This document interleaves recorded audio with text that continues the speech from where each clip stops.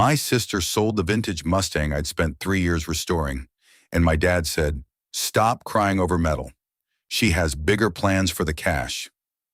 The buyer had just reached for the keys when I opened one folder, looked at him and said, "You just bought stolen property." His smile dropped before my dad's did.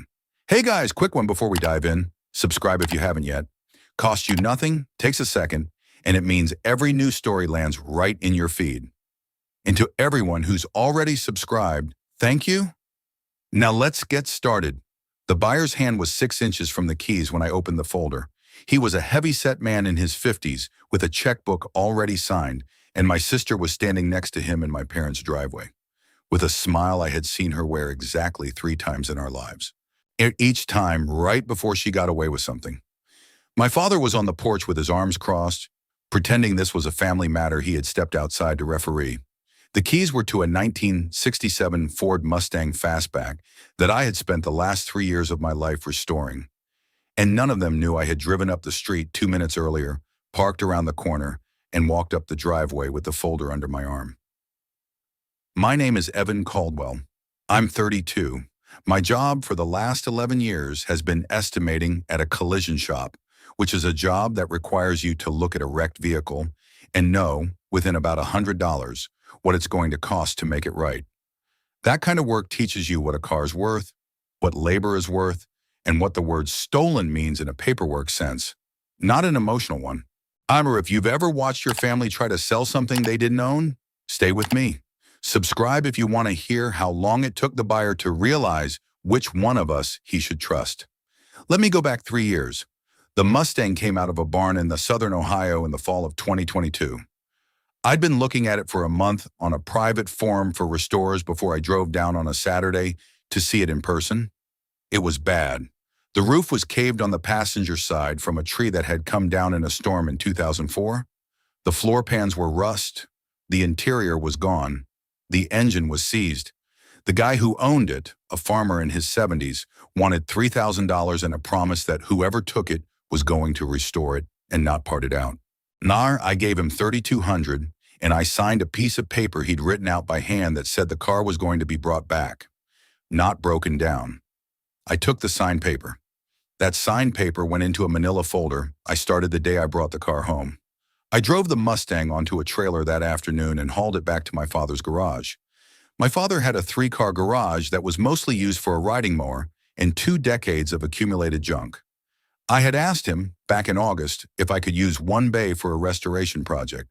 He had said yes in the tone of a man who expected me to lose interest in about 4 months. He had also said, on that same call, "Whatever you want, Evan, I've got the space." I took that as permission. I wrote it down in a notebook with the date, odd because I have kept a notebook on every major project in my life since I was 22. That's a habit my job at the shop taught me. Document everything. Paper beats memory. The first year was all teardown. The car came down to bare metal over 43 weekends. I photographed every stage and kept receipts for every part.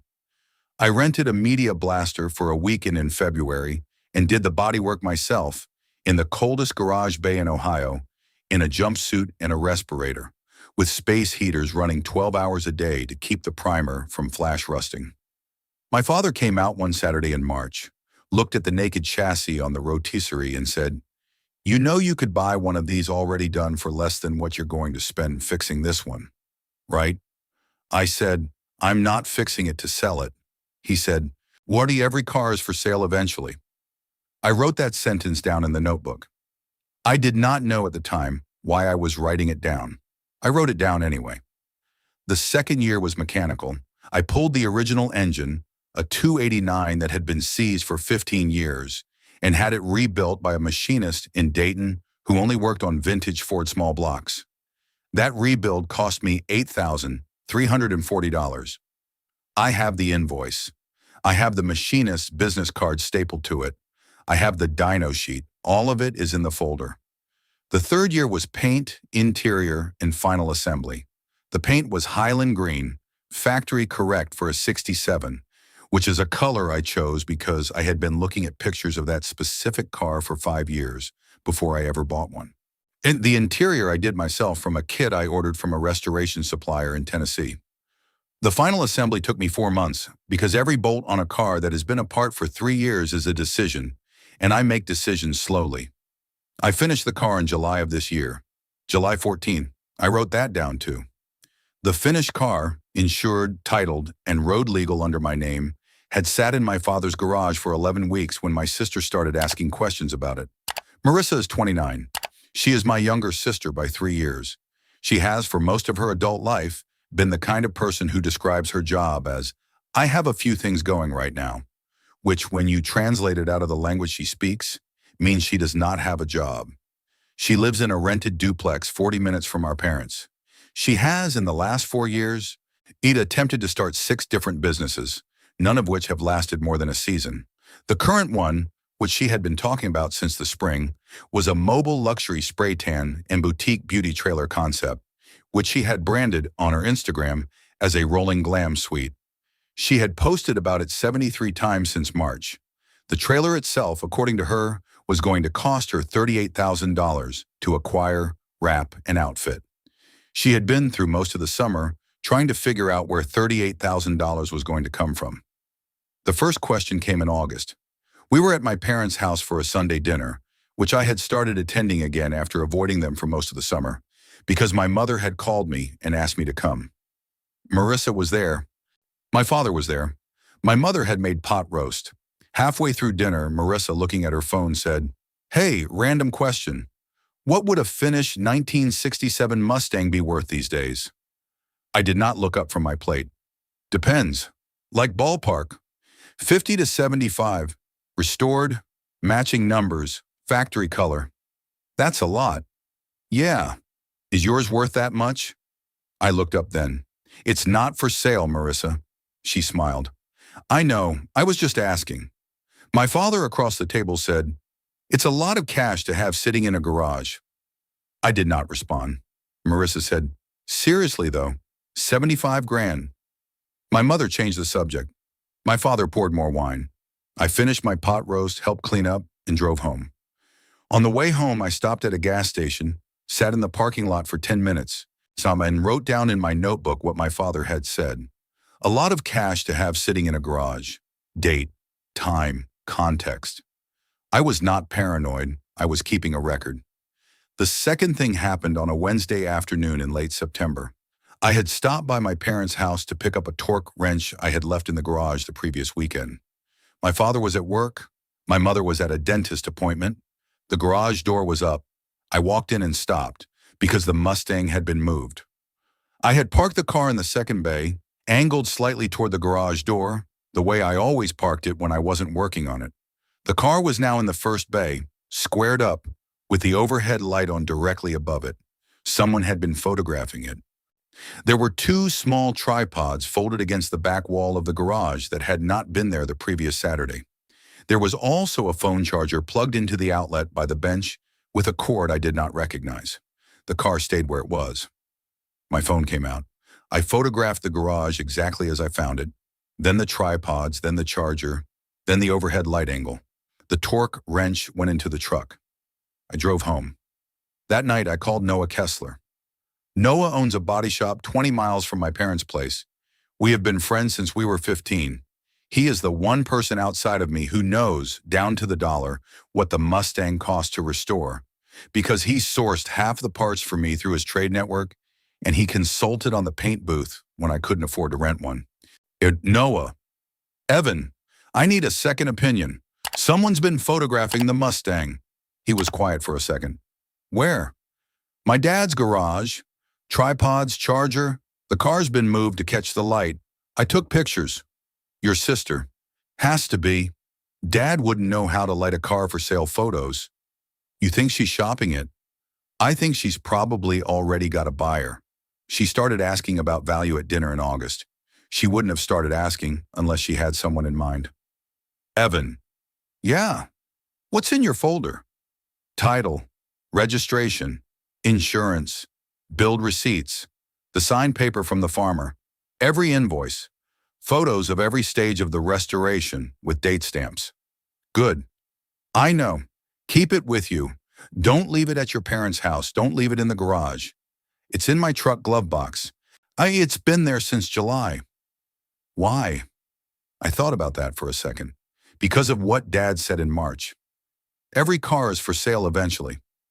Noah did not say anything for a while. Then he said, "Your dad said that to you." In March. "Evan, your dad's not going to help you.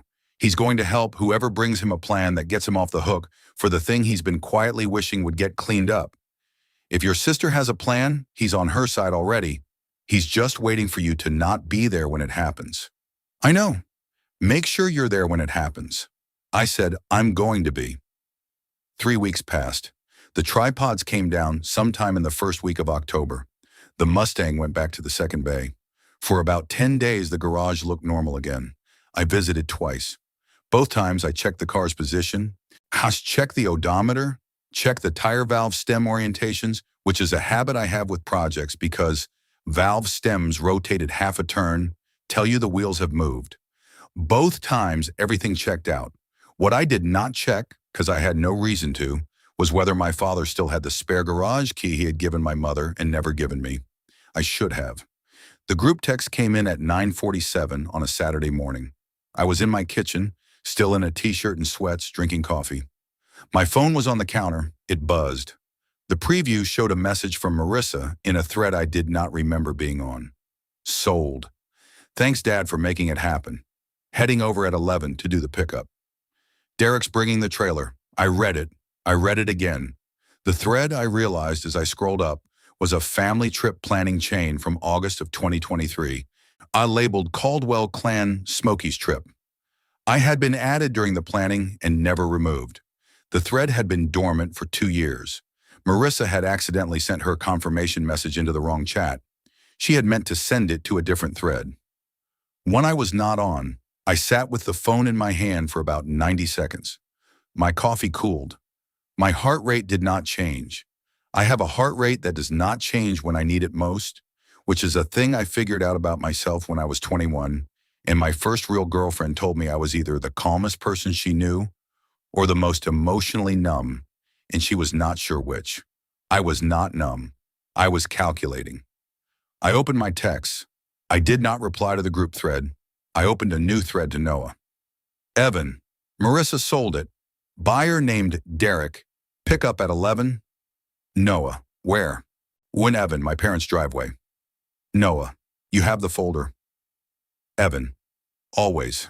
Noah, go. Don't call first, just drive. I got dressed. I was in my truck by 10:12. The drive to my parents' house is 35 minutes. I made it in 28. I parked 3 houses down, around the corner, out of line of sight from the driveway. I walked up the sidewalk with the folder under my arm and the quiet in my head that I get when the thing I have been preparing for has finally arrived. A black Ford F350 with a flatbed trailer was in the driveway. My father was on the porch. Marissa was on the lawn. A man I had never seen before was standing next to the trailer, and the Mustang was on the ground behind the trailer, which meant they had not loaded it yet. Marissa was holding something in her hand. I could see from 30 feet away that it was a check. I was 15 feet from the driveway when my father looked up and saw me. He did not look surprised. He looked, if anything, annoyed, like a man whose schedule had been disrupted by a minor inconvenience. He said, "Evan." I said, "Dad." Marissa turned around. Her smile, for the first time that I can remember, failed to fully form. She said, "What are you doing here?" I said, "What are you doing with my car?" The man next to the trailer turned around then. He was in his mid-50s, heavy-set, wearing a Carhartt jacket and jeans and the kind of work boots that said he worked outside. He had a pen in his hand. The check was in Marissa's hand, but the pen had been his. He looked at Marissa. He looked at my father. He looked at me. He said, "Is there a problem?" My father on the porch said, "No problem. Evan, what are you doing here?" I got a group text. "Congratulations on the sale, by the way." Marissa's face changed. It was small, a tightening around the eyes that she probably didn't even know she did. I had seen her do it once, at Christmas when she was 17, when my mother asked her where a $20 bill from the counter had gone. My father said, "Evan, don't make a scene. Your sister's handling something." "My car." "Evan." "Dad." The buyer, who I now knew was named Derek, said, "Hold on. Who owns this vehicle?" Marissa said, "I do. I mean, we do. It's a family car. My dad and I are handling the sale. Evan was working on it, but the car is in my name," I said. "Evan!" My father stepped off the porch. "The car is titled in my name, Dad. You know that. You were standing next to me when I registered it in July." Marissa said, "Door quickly. We're still working through the title transfer. It's been a process. That's why we needed to do the sale in cash." Derek looked at her, then he looked at me, then he looked at my father. My father, who had been on the porch with his arms crossed, uncrossed them and walked down the steps. He was working on something to say. I could see the sentence forming. He chose the sentence he had been practicing for about 2 weeks, which I know because it came out of his mouth exactly the way a man speaks when he has rehearsed. He said, "Evan, stop crying over metal. Your sister has bigger plans for the cash." There it was, the sentence he had come up with to reduce 3 years of work, $10,000 of parts, 1,000 hours of labor, and the one thing I had built cleanly in my entire adult life into a single word: metal. A dismissive noun. I did not cry. I have not cried since I was 11. That was the year my father told me that crying was something that happened to other people's kids, and I decided he was right about that specific thing, even though he was wrong about most other things. I looked at Derek. I said, "Can I show you something?" Derek said, "Please." I opened the folder. I handed Derek the first page. It was the title to the vehicle, issued by the Ohio BMV, dated July 15th of the current year, registered to Evan Michael Caldwell. Address listed, VIN listed. Previous title transfers listed back to the 2022 sale, with the signed statement from the farmer in Southern Ohio attached as a supplemental document. Derek looked at it for about 8 seconds. He did not speak. I handed him the second page. It was the current insurance declaration, white issued by State Farm, listing the 1967 Ford Mustang Fastback, VIN matching, insured under Evan Michael Caldwell as the sole owner. Premium paid through February of next year. Derek looked at that for 4 seconds. Then he looked at Marissa. His face did a specific thing. It was the face of a man who had driven 90 minutes with a trailer and a check, and who had, in the last 45 seconds, understood that he had been told a story. I said, "The car is not for sale. It has never been for sale. My sister does not own it. My father does not own it. No title transfer has been filed because no title transfer is possible without my signature, which I have not provided because nobody asked me. You just handed a check for an amount I'd like to see, by the way, to somebody who has no authority to sell this vehicle to you." Derek said, "It's $22,000. I almost laughed. The car, restored, matching numbers, factory color, running condition, was worth between $60,000 and $75,000 on the current market. 22 was not a lowball. 22 was the kind of number a private seller uses when the private seller wants the transaction to close fast and quietly, in cash, before anybody shows up to ask questions. I said, "The car is worth 3 times that. You knew that. You were doing my sister a favor, and you were doing yourself a favor at the same time." Derek opened his mouth. He closed it. Marissa said, "Evan, stop." "No. Evan, we can talk about this. Inside." "We're not talking about it. You're not selling it." I looked at Derek again. Derek was already stepping back from the trailer. His hand had come off the winch. I could see running his own calculation. A collector, 54 years old, buying a car in cash from a woman who did not own it, against the documented objection of the actual title holder, from a driveway in front of a witness and possibly neighbors, in a state where the civil and criminal definitions of stolen property were not subjects he wanted to test. He said, "I need my check back." Marissa said, "Derek." "Ma'am, I need my check back." She looked at my father. My father looked at the porch. Derek said, one more time, slower, "I need my check back, ma'am. Right now." And then, because it was the only sentence left to say, and because it was the sentence that Noah had told me to prepare for, and because it was the sentence that would end the thing that had been set up around me for months, I looked at Derek and I said it. "Huh, you just bought stolen property." I'd get the check back if I were you. Derek's smile dropped. He had been wearing a small, polite smile since I walked up the driveway. The kind of smile a working man uses on strangers to keep a situation level. That smile was gone within a second. My father's smile dropped about 4 seconds later. He was slower to process because he had not, I think, fully understood until that moment what his role in the morning had looked like from the outside. He had thought he was on the porch being a family patriarch. What he had actually been doing, from the outside, was standing next to an unauthorized seller with his arms crossed while a stranger handed her a check for property she did not own. Marissa, who processed things fastest because she had the most to lose, took about 7 seconds. Her smile did not drop. It inverted. Her mouth open. Nothing came out. Derek said, "Ma'am, the check." Marissa handed him the check. Derek folded it once, put it in the inside pocket of his Carhartt, and turned to me. He said, "I'm going to need your information. I was told a story this morning that wasn't true. I'd like that in writing from you, if you'd be willing, for my protection." I said, "Yes." Derek said, "I'm going to unhitch the trailer and leave, right now." He did. It took him 4 minutes. Nobody spoke while he did it. My father stood on the porch. Marissa stood on the lawn with her hands at her sides. The Mustang stayed where it was, behind the trailer, in the driveway of a house that did not belong to the person who had tried to sell it. When Derek drove away, his truck was lighter by a trailer and a check. And the three of us were alone. Marissa started first. She turned to me with the particular expression she gets when she is preparing to rewrite something that just happened. "Evan, you didn't have to do it that way." "What way?" "Publicly. You could have pulled me aside. We could have talked.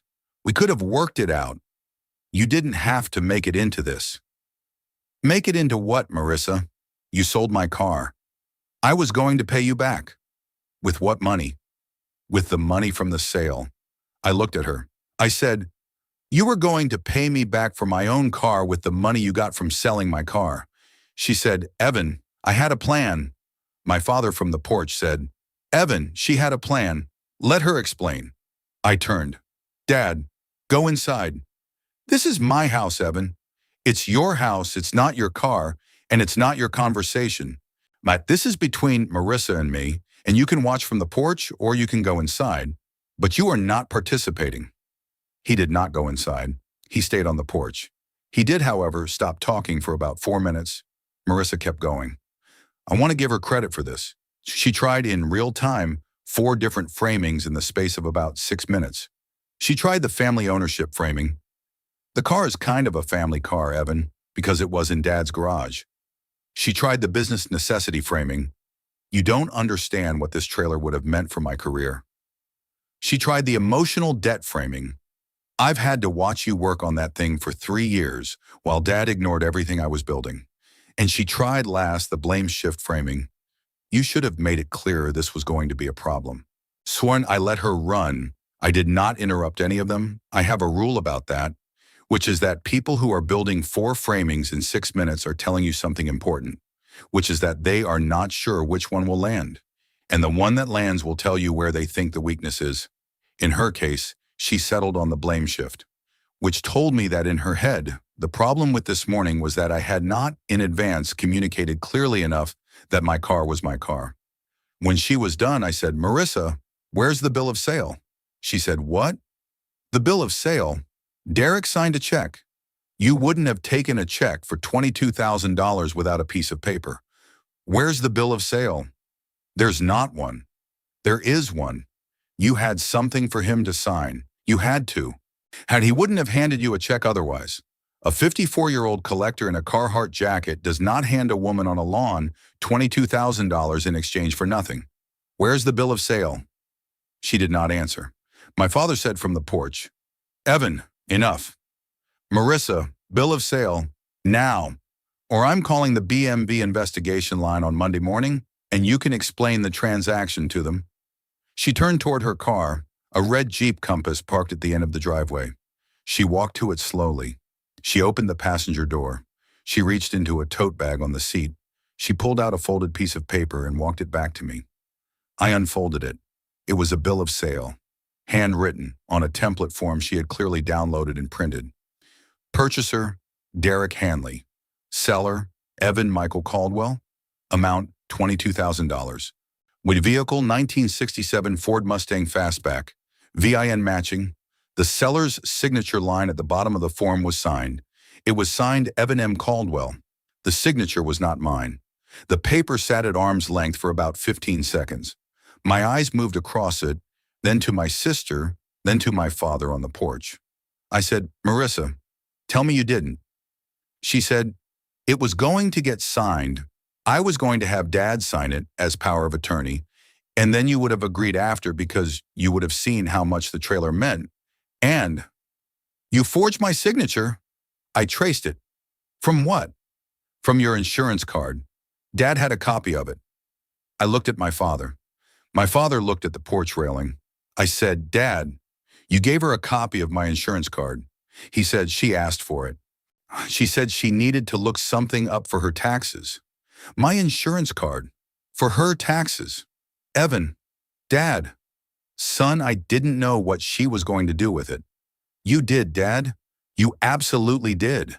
You knew she was photographing the car in your garage in September because you gave her the spare key. You knew she was contacting buyers because she told you she had one. You knew she was going to need documents because she told you she needed documents. You called Derek this morning, didn't you? Before he came. You called him to, quote, confirm everything was clean, didn't you? He did not answer. Didn't you, Dad? He said, I told him the paperwork was being handled. I didn't know about. You told a buyer that the paperwork was being handled on a car that wasn't in your name or your daughter's name. And then you stood on the porch and watched her hand him a forged document while he wrote a check for less than a third of what the car was worth. And when I drove up, you told me to stop crying over metal. The porch went quiet. I folded the bill of sale back up and put it in the folder. I said, this is going in my records. So is the text message. So is the check, which I'd like to see, Marissa, before you do anything with it. She said, Derek took the check. He folded it. He didn't destroy it. He's going to want a written statement from me, which means he's keeping the check as evidence. I'll ask him for a photo. That's fine. We're done here for now. I'm moving the car to Noah's shop this afternoon. Dad, I'm taking my spare key and the spare key you gave Marissa and any other copies that exist in this house. Marissa, if you contact Derek again for any reason, I will add that to the file. Do you understand what I'm saying? She did not respond. Marissa, do you understand? She said, yes. I called Noah from the driveway. He answered on the first ring. Evan, it's over. She handed me a forged bill of sale. Dad called the buyer this morning and told him the paperwork was being handled. Jesus. I need the car at your shop today.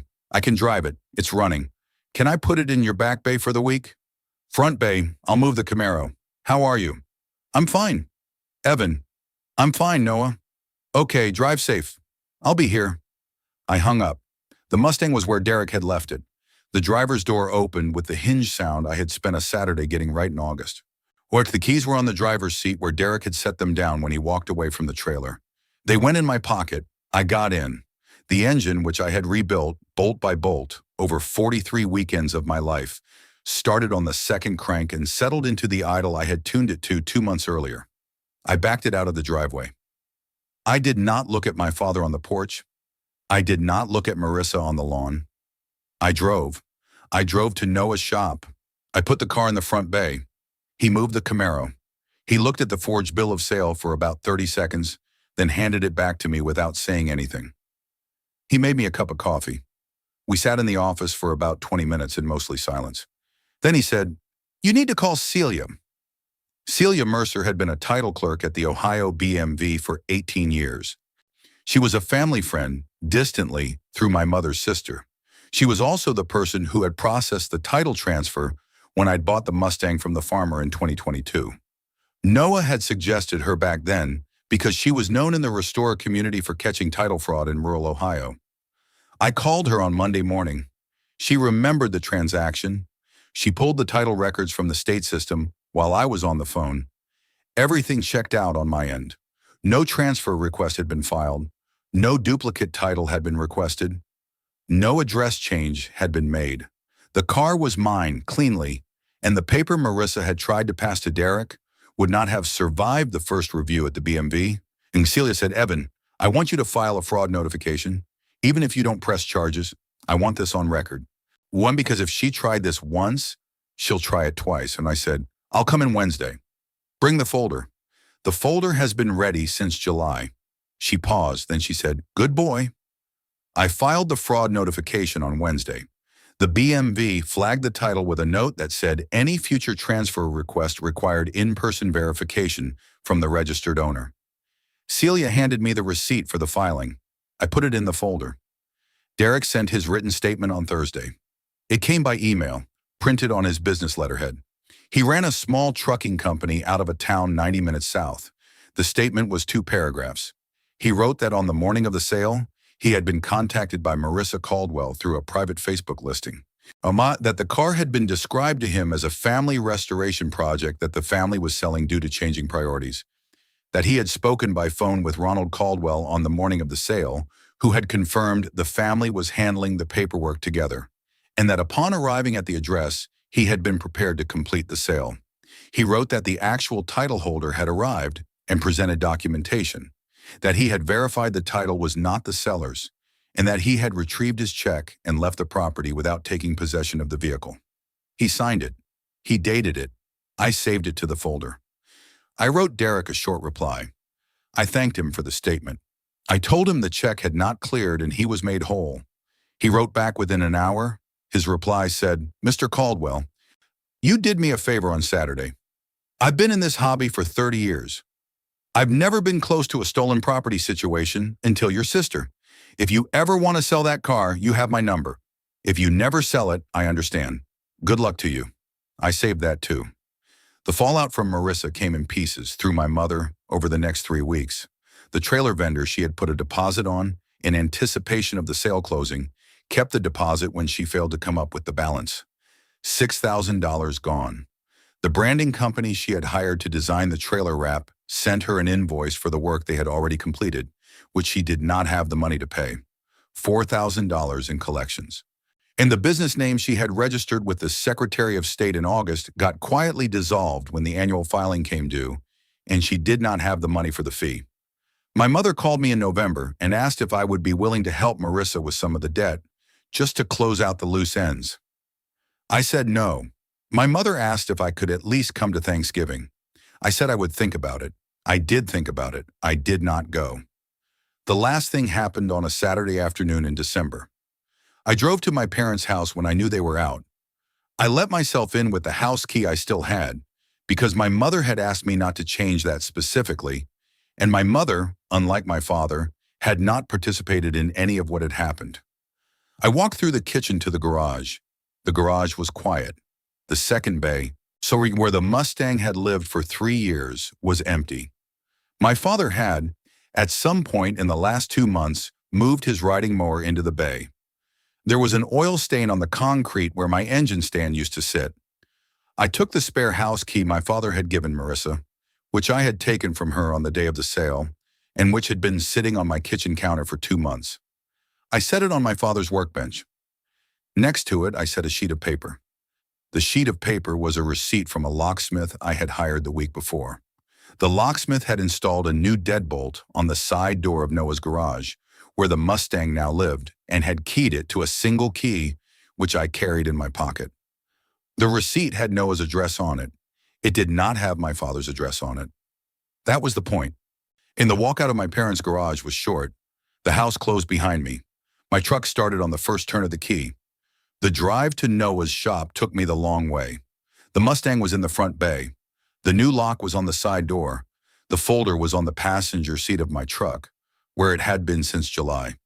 The side door opened under my hand. The inside of Noah's shop was quiet and warm. Behind me, the deadbolt turned. The garage was quiet. The car was mine. It had always been mine. The only difference now was that everyone else had finally figured that out.